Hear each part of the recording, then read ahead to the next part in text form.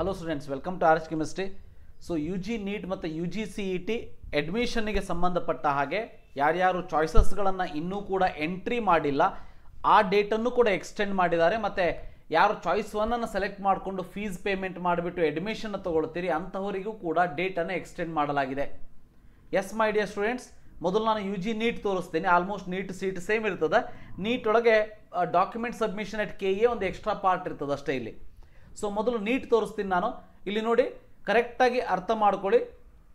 ಇಲ್ಲಿ ಚಾಯ್ಸಸ್ಗಳನ್ನು ಎಂಟ್ರಿ ಮಾಡೋದಕ್ಕೆ ಅಂದರೆ ನೀವು ಯಾರಾದರೂ ಇನ್ನೂ ಕೂಡ ಚಾಯ್ಸಸ್ಗಳನ್ನು ಸೆಲೆಕ್ಟ್ ಮಾಡಿಲ್ಲ, ಚಾಯ್ಸ್ 1 2 3 4 ಅಂತ ಅಂದರೆ ಅದನ್ನು ಸೆಲೆಕ್ಟ್ ಮಾಡ್ಕೊಳ್ಳೋದಕ್ಕೆ ನಾಳೆ ಬೆಳಗ್ಗೆ 11 ಗಂಟೆಯ ತನಕ ಟೈಮನ್ನು ಕೊಡಲಾಗಿದೆ. ಅದಾದಮೇಲೆ ಚಾಯ್ಸ್ 1 ಮತ್ತು ಚಾಯ್ಸ್ 2 ತೆಗೆದುಕೊಂಡಂತಹ ವಿದ್ಯಾರ್ಥಿಗಳು ನೀಟಿಗೆ ಸಂಬಂಧಪಟ್ಟ ಹಾಗೆ ಮೆಡಿಕಲ್, ಡೆಂಟಲ್, ಆಯುಷ್ ನೀವು ಫೀಸನ್ನು ಪೇಮೆಂಟ್ ಮಾಡಬೇಕು. ಅವರಿಗೆ 5ನೇ ತಾರೀಕು ಸಂಜೆ 4 ಗಂಟೆಯ ತನಕ ಅಂದರೆ working hours of the bank ನಿಮಗೆ ಟೈಮನ್ನು ಕೊಟ್ಟಿರುವಂಥದ್ದು. ಇನ್ನು ಒರಿಜಿನಲ್ ಡಾಕ್ಯುಮೆಂಟ್ಸನ್ನು ಡಿಪಾಸಿಟ್ ಮಾಡೋದಕ್ಕೂ ಕೂಡ ನಾಳೆಯೇ ನಿಮಗೆ ಲಾಸ್ಟ್ ಡೇಟನ್ನು ಕೊಟ್ಟಿರುವಂಥದ್ದು. ಆ್ಯಕ್ಚುಲಿ ಇವತ್ತೇ ಲಾಸ್ಟ್ ಡೇಟ್ ಇತ್ತು ಅಲ್ವಾ. ಸೊ ಯಾರು ಮಾಡಬೇಕು ಇದನ್ನು?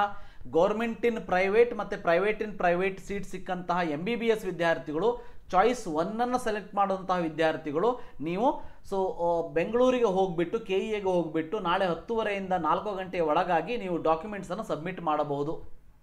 ಅದಾದ ಮೇಲೆ ಅಡ್ಮಿಷನ್ ಆರ್ಡರ್ನ ಡೌನ್ಲೋಡ್ ಮಾಡ್ಕೊಳ್ಳೋದಕ್ಕೆ 6ನೇ ತಾರೀಕು ಅಂದರೆ ನಾಡಿದ್ದು ಬೆಳಗ್ಗೆ ಮಧ್ಯಾಹ್ನ 2 ಗಂಟೆಯ ತನಕ ಟೈಮನ್ನು ಕೊಟ್ಟಿದ್ದಾರೆ. ಅದಾದ ಮೇಲೆ ನಿಮಗೆ ಅಡ್ಮಿಷನ್ನ ತೆಗೆದುಕೊಳ್ಳೋದಕ್ಕೆ ಎಲ್ಲ ಡಾಕ್ಯುಮೆಂಟ್ಸನ್ನು ತೆಗೆದುಕೊಂಡು ಹೋಗಿ ಅಡ್ಮಿಷನ್ ತಗೊಳ್ಳೋದಕ್ಕೆ 6/9/2024 ಅಂದರೆ 6th ಸೆಪ್ಟೆಂಬರ್ 5:30 ಒಳಗಡೆ ನೀವು ಅಡ್ಮಿಷನ್ ತಗೊಳ್ಳೋದಕ್ಕೆ ಟೈಮನ್ನು ಕೊಟ್ಟಿರುವಂಥದ್ದು. ಸೊ ಈ ಒಂದು ಶೆಡ್ಯೂಲಿಂದ ನಮಗೆ ಏನು ಗೊತ್ತಾಗ್ತದ ಅಂತ ಅಂದರೆ, ನಿಮಗೆಲ್ಲ ಗೊತ್ತಿರೋ ಹಾಗೆ 6ನೇ ತಾರೀಕು ಲಾಸ್ಟ್ ಡೇಟ್ ಇದೆ ಅಡ್ಮಿಷನ್ನಿಗೆ. ಅದಾದಮೇಲೆ 7ನೇ ತಾರೀಕು ಗಣೇಶ ಚತುರ್ಥಿ ಇದೆ, 8ನೇ ತಾರೀಕು ಭಾನುವಾರ ಇದೆ. ಸೊ ಅಂದರೆ ನಿಮ್ಮ ಸೆಕೆಂಡ್ ರೌಂಡ್ ಏನಿದೆ ಇದು ಸೋಮವಾರದ ಒಳಗಾಗಿ ಶುರುವಾಗುವಂತಹ ಯಾವುದೇ ಚಾನ್ಸಸ್ಗಳು ಕೂಡ ಇಲ್ಲ. ಸೊ ಸೋಮವಾರನೂ ಕೂಡ ಡೌಟೇನೆ. ಯಾಕೆ ಅಂತ ಅಂದರೆ ಸಂಜೆ 6ನೇ ತಾರೀಕು ಸಂಜೆ 5:30 ಒಳಗಾಗಿ ಅಡ್ಮಿಷನ್ ತಗೊಳ್ಳೋದಕ್ಕೆ ಹೇಳಿದ್ದಾರೆ. ಅದಾದ ಮೇಲೆ ಮಿನಿಮಮ್ ಈಗ 7 ಮತ್ತು 8 ಸೂಟಿ ಆಗಿಬಿಡ್ತು, ರಜೆ ಆಗಿಬಿಡ್ತು. 9ನೇ ತಾರೀಕು ಅವರಿಗೆ ಈ ಸೀಟ್ ಮೆಟ್ರಿಕ್ಸನ್ನು ರೆಡಿ ಮಾಡೋದಕ್ಕೇ ಬೇಕಾಗ್ತದೆ. ಮೇ ಬಿ ನಿಮಗೆ 10ನೇ ತಾರೀಕಿನಿಂದ ಗೊತ್ತಿರಲಿ, 10ನೇ ತಾರೀಕಿನಿಂದ second round of UG NEET and CET option entry start ಆಗಬಹುದು. ಅಂದರೆ ಗಣೇಶ ಚತುರ್ಥಿಯ ಒಂದು ಟೆನ್ಷನ್ನಲ್ಲಿ, ಅಂದರೆ ಈ ಸೆಕೆಂಡ್ ರೌಂಡ್ ಆಪ್ಷನ್ ಎಂಟ್ರಿಯ ಟೆನ್ಷನ್ನಲ್ಲಿ ಗಣೇಶ ಚತುರ್ಥಿಯನ್ನು ಆಚರಿಸಬೇಕಾಗಬಹುದೇನೋ ಅಂತ ನನ್ನ ಒಂದು ಡೌಟ್ ಇತ್ತು. ಬಟ್ ಇದು ಈಗ ಕ್ಲಿಯರ್ ಆಗಿದೆ. ನಿಮ್ಮ ಗಣೇಶ ಚತುರ್ಥಿಯನ್ನು ಖುಷಿಯಿಂದ ಆಚರಿಸೋದಕ್ಕೆ ಯಾವುದೇ ತೊಂದರೆ ಇಲ್ಲ. ಸೊ 10ನೇ ತಾರೀಕಿನಿಂದ ಮೇ ಬಿ ನಿಮ್ಮ ಸೆಕೆಂಡ್ ರೌಂಡ್ ಸ್ಟಾರ್ಟ್ ಆಗಬಹುದು. ಇದರ ಜೊತೆಗೆ CETಗೂ ಸಂಬಂಧಪಟ್ಟವು ಕೂಡ ಸೇಮ್ ಇರ್ತದೆ. ಡಾಕ್ಯುಮೆಂಟ್ ಸಬ್ಮಿಷನ್ ಒಂದು ಇರೋದಿಲ್ಲ ಅಷ್ಟೇ ಇದರಲ್ಲಿ. ಸೊ ನೋಡಿ, 5/9/2024 ಅಪ್ ಟು 11 AM ಕೊಟ್ಟಿದ್ದಾರೆ. ಸೊ ಚಾಯ್ಸಸ್ಗಳನ್ನು ಎಂಟ್ರಿ ಮಾಡೋದಕ್ಕೆ. ಅದಾದಮೇಲೆ ಚಾಯ್ಸ್ 1 ತೆಗೆದುಕೊಂಡವರು ಮಾತ್ರ ಫೀಸನ್ನು ಪೇ ಮಾಡಬೇಕಿಲ್ಲ. ಇಂಜಿನಿಯರಿಂಗ್, ಫಾರ್ಮ್ ಸೈನ್ಸ್, ವೆಟರ್ನರಿ ಇದರಲ್ಲಿ.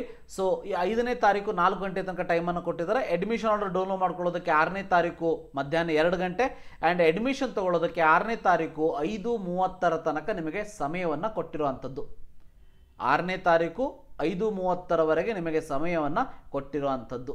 ಸೊ ಇದಿಷ್ಟು ಹೊಸ extended notification from KEA. But ಇದನ್ನು ಕೂಡ KEA ಅವರು ತಮ್ಮ ವೆಬ್ಸೈಟಿನಲ್ಲಿ, ನಾನು ಇದನ್ನು ಟ್ವಿಟ್ಟರಿಂದ ನೋಡಿದೆ.